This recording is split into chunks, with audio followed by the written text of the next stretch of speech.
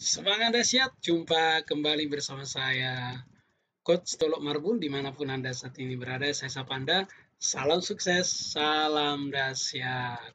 Senang kembali kita bisa belajar bersama-sama hari ini COVID writing ya. Dan ini adalah bagian yang kedua atau episode yang kedua dalam COVID writing. Hari ini kita akan membahas yaitu tentang headline ya. Nah, dalam video sebelumnya kita belajar bahwa headline itu adalah menciptakan kesan pertama pada copywriting. Maka kita perlu membuat headline itu semenarik mungkin karena headline itu magnet dari tulisan kita. Ingat kemarin kita sempat belajar hukum Pareto yaitu 80-20. Nanti kita akan bahas itu setelah materi yang ini. Nah, sekali lagi saya hanya mau mereview materi yang sebelumnya bahwa kita tidak punya kesempatan yang kedua untuk menciptakan kesan pertama. Maka sekali kita gagal ya menciptakan, maksudnya kalau headline kita itu gagal menciptakan kesan pertama, maka kemungkinan tulisan kita itu akan diabaikan. Itu sebabnya kita perlu lebih banyak meluangkan waktu kita di dalam headline. Ya, nanti saya akan jelaskan kenapa demikian. Mari kita lanjutkan materi kita terlebih dahulu. Nah, sebelumnya bagi Anda yang pertama kali mengikuti free course ini, saran saya silakan ditekan dulu tombol subscribe-nya dan aktifkan loncengnya. Dan nanti setelah Anda menyaksikan COVID selling ini, COVID writing ini, ya silakan bagikan kemana-mana ya, biar semakin banyak orang yang merasakan manfaatnya COVID writing ini. Ya, kita lanjut ya.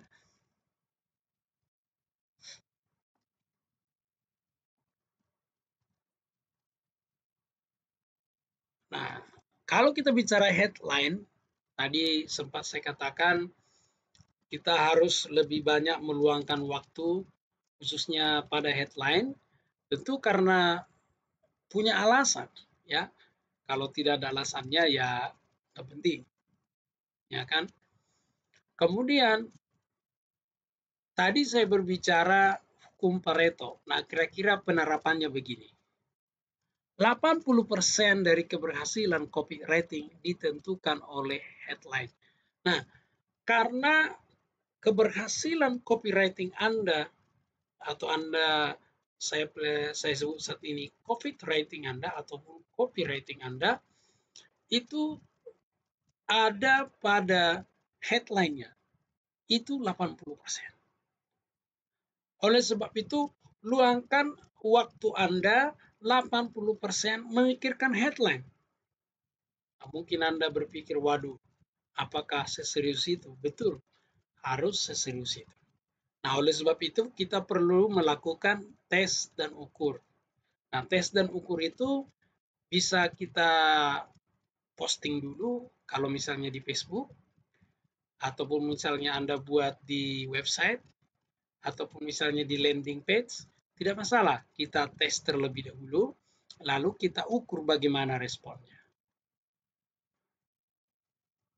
Dari nanti hasilnya ini kita bisa evaluasi ya. Kalau misalnya Anda menggunakan headline A, responnya sekian, headline B, responnya sekian, ya lalu Anda evaluasi. Kenapa headline A sekian, kenapa headline B sekian? Bagaimana kalau headline ini digabungkan? Bagaimana kalau headline yang A dibuang, yang B dikembangkan? Ya, lalu dites dan ukur. Memang selalu demikian, ya.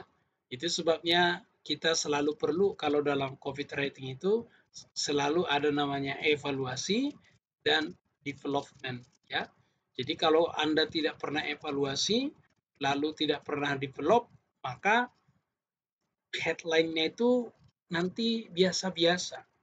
Dari pengalaman saya, ya, karena saya juga tentu menerapkan materi ini, dan kalau di Facebook, saya juga dikenal sebagai coach yang salah satu ya yang diperhitungkan dalam copywriting. Saya pribadi juga sebenarnya melakukan tes dan ukur. Nah, paling simpel, salah satu kalau Anda misalnya memiliki 2 handphone, ya, anggap aja Anda tes dulu pakai WhatsApp, ya. Kirimkan dulu ke WhatsApp Anda yang satu, lalu baca seolah-olah Anda adalah target market. Kira-kira dari ketika Anda membaca itu, Anda tertarik atau tidak? Kalau Anda tidak tertarik, maka kemungkinan headline itu biasa-biasa saja. Kalau Anda tertarik, kemungkinan headline itu menarik. Tapi kita dalam tahap ini masih bisa berkata kemungkinan. Karena apa? Karena kita belum melakukan tes dan ukur. Nah, itu sebabnya kita selalu melakukan namanya tes dan ukur. Itu penting. Kalau kita tidak melakukan itu, susah kita melakukan pengembangan-pengembangan. Saya ingat secara pribadi ketika saya awalnya itu, ya, sharing sedikit, saya awalnya itu sebenarnya awalnya itu saya reseller, ya. Saat itu saya ingat saya reseller sepatu. Saya mencoba jualan jualan sepatu dan banyak kendalanya. Nah, saya saat itu mulai cari produk apa sih yang dalam hati saya yang sedikit unik, yang tidak sama, karena dari beberapa ketika saya menjadi reseller, saya juga sudah kerjasama dengan beberapa toko, ya saya hanya capek bagi-bagi gitu, bagi-bagi foto, lalu hasilnya kok mahal ya, di sana segini, ke sana begitu. Lalu akhirnya saya mencoba menjadi distributor sandal pada saat itu. Nah, ketika saya mulai jualan sandal, nah disitulah mulai saya optimalkan semua pengalaman penjualan saya, pengetahuan penjualan saya. Lalu namanya saya beli produk banyak, main single gitu, aduh kayaknya lama juga gitu, ya. Apalagi saya lebih nyaman jualan online daripada tatap muka. Ya, saya mengakui itu kalau tatap muka kayak gimana gitu, tapi kalau online oke lah. Lalu saya saat itu mencoba merekrut reseller. Nah, itu awalnya.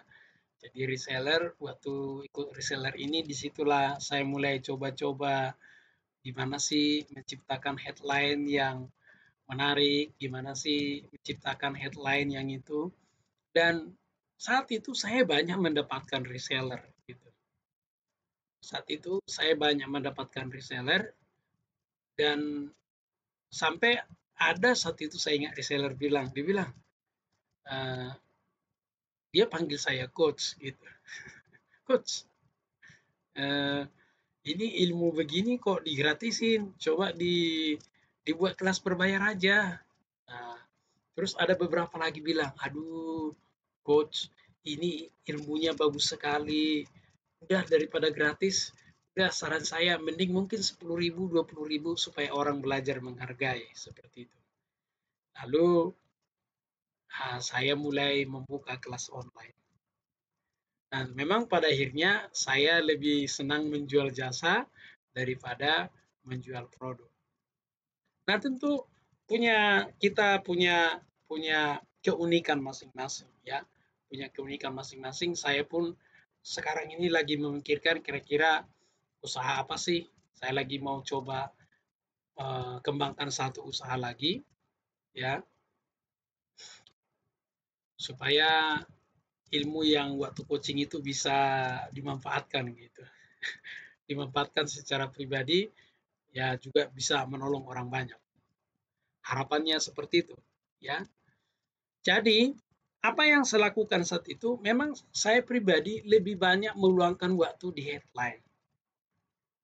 Kemudian kalau saat itu kan menggunakan BlackBerry ya. Sekarang mungkin WhatsApp atau Telegram, dulu saya masih sebut footer ya. Sebenarnya headline sama footer punya keunikan masing-masing dan punya magnet masing-masing.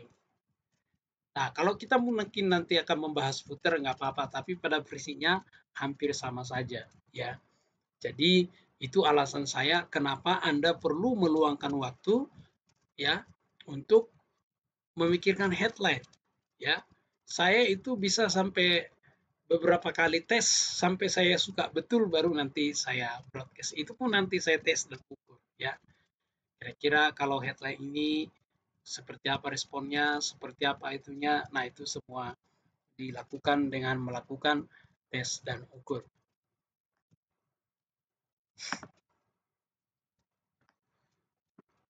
Nah, kita masih pakai prinsip 80 ya.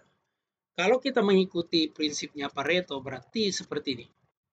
Kalau misalnya ada 100 orang yang melihat copywriting Anda, maka hanya 80 orang yang akan membaca tulisan Anda.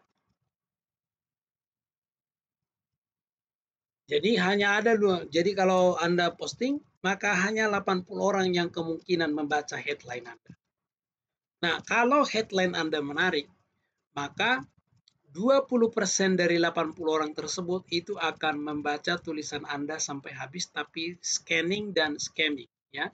Scanning dan scamming ini maksudnya adalah membaca secara sepintas. Dia baca dulu secara sepintas apakah headline Anda cocok dengan isinya ya. Lalu apakah headline Anda itu didukung oleh elemen-elemen yang ada dalam copywriting Anda. Nah, begitu dia menemukan kata kunci, begitu dia menemukan ada sesuatu yang menarik, maka 20% dari 80 orang itu akan membaca dengan teliti. Maka mereka mulai baca dengan teliti. Nah, kemudian yang pada akhirnya nanti berpeluang transaksi itu adalah 4 orang. Tapi peluangnya itu 20%. Mungkin Anda berkata, oh kalau begitu bagaimana caranya supaya semakin besar peluangnya? Nah, ini tentu adalah dari penelitian ya, bisa saja hasilnya berbeda. Yang kedua, kalau Anda mau misalnya peluang transaksinya di sini lebih besar, maka yang dibesarkan adalah ya ini audiensnya ya. Audiens Anda, sorry, tidak terlihat. Saya ulang ya, mungkin tadi sekali lagi saya ulang ya. Jadi 80 orang dari 100 akan membaca headline Anda. Okay. Mereka mulai aware ya. Kemudian 20% dari 80 orang itu akan membaca sampai habis. Mereka scanning, kemudian scamming ya. Sehingga kalau diikutkan dengan ini, pada pertama mereka aware, kemudian mereka tertarik ya. Kemudian nanti ada 16 orang, mereka tertarik, mereka akan membaca dengan teliti. Nah, mereka sudah mulai dalam tahap, kalau di sini dia decision ya. Kemudian nanti yang action itu adalah 4 orang, tapi peluangnya hanya 20%. Nah, oleh sebab itu, bagaimana Anda meningkatkan angka-angka ini? Maka salah satunya adalah memperluas audiens Anda, artinya memperbanyak database Anda. Memang kalau kita berbicara online, database itu sangat berpengaruh. Kalau kita database-nya minim, nah itu yang menjadi kendala terbesar. Maka mulai dari sekarang, cobalah pertimbangkan database Anda. Database yang saya maksud bisa berupa kontak. Bisa berupa kontak WA, ataupun misalnya Telegram, bisa follower Instagram, kemudian teman Facebook, liker fanpage Anda, ataupun misalnya media sosial lainnya yang terkait dengan yang bisa kita sebut audiens Anda. Nah, semakin besar audiens ini, maka sebesar-besar kemungkinan peluang konversinya. Nah, headline itu dia harus, kalau di COVID rating kita menggunakan smart headline ya, tetapi sekali lagi, nanti kita akan belajar apakah kita harus pakai semua atau tidak, itu nanti tergantung jenis yang kita mau, apakah nanti hard selling atau soft selling atau hint selling yang pernah saya ajarkan, ataupun nanti yang baru itu adalah profit selling. Jadi nanti dipakai semua atau tidaknya itu nanti tergantung kebutuhan Anda. Tapi kalau misalnya Anda hard selling, misalnya Anda menggunakan hard selling di, uh, di landing page Anda, ini disarankan memang harus smart headline maksud saya ya. Smart selling lagi, smart headline. Spesifik ya, harus spesifik. Kemudian dia terukur, kemudian tercapai, kemudian realistik, kemudian terukur dengan waktu. Nanti saya akan kasih contohnya. Ya. Nah, tadi saya katakan tergantung ya. Apakah nanti kita pakai semua smart headline itu tergantung jenis yang kita pakai. Nah, biasanya kalau Anda menggunakan hard copywriting, kalau Anda menggunakan hard copywriting, maka Anda tidak punya pilihan kecuali menggunakan itu tadi smart headline ya. Selebihnya Anda bebas. Anda bebas semua atau tidak ya. Karena soft selling, hint selling ataupun cheers copywriting maksud saya, hard copywriting, soft copywriting, hint copywriting atau cheers copywriting itu kembali nanti kira-kira Anda mau pakai yang mana ya, apakah Anda nanti menekankan spesifiknya atau menekankan measurable-nya, hal yang terukur, atau menekankan realistiknya, atau menekankan waktunya ya. Ini nanti di sini dia lebih fleksibel ya. Tapi kalau hard copywriting itu biasanya harus dia lebih detail ya, lebih detail sehingga itu konversinya tinggi. Ya. Headline itu dia harus solutif. Ya. Solutif artinya headline itu memberikan solusi. Kemudian terbukti. Kemudian memberikan garansi. Nah, ini headline yang seperti ini pun kalau kita pakai namanya hard copy selling ya atau hard copywriting, tergantung ya. Kalau misalnya Anda menggunakan seperti saya sebut soft selling, hint selling, cheers selling atau copywriting ya, sama saja. Itu tergantung kebutuhan Anda. Nah, coba supaya kita bisa bedakan apa yang saya katakan itu, kita coba di sini. Berat badan Anda bisa turun. Nah, ini kalau baca seperti ini, ya menarik mungkin bagi orang yang pengen menurunkan berat badan, tapi masih kurang gregetnya. Berat badan Anda bisa turun 5 kg, nah 5 kilo. Wah, mungkin bagi orang yang mau menurunkan banyak akan tertarik, atau mungkin yang sedikit.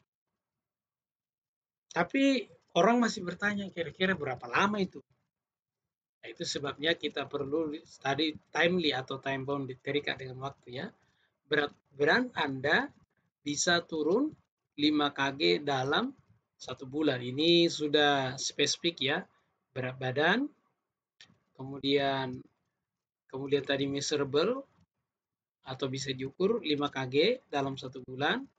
Realistik, ya realistik bisa 5 kilo dalam 1 bulan itu bisa. Kemudian timely, ada waktunya 1 bulan. Nah, ini juga sudah masuk dia Sudah masuk dia smart headline ya. Nah, untuk kita modifikasi lebih powerful lagi dia, terbukti produk ABCD bisa menurunkan berat badan Anda 5 kg dalam 1 bulan. Nah, ini biasanya udah lebih powerful ini ya. Orang akan mulai memperhatikan, benar apa enggak sih gitu.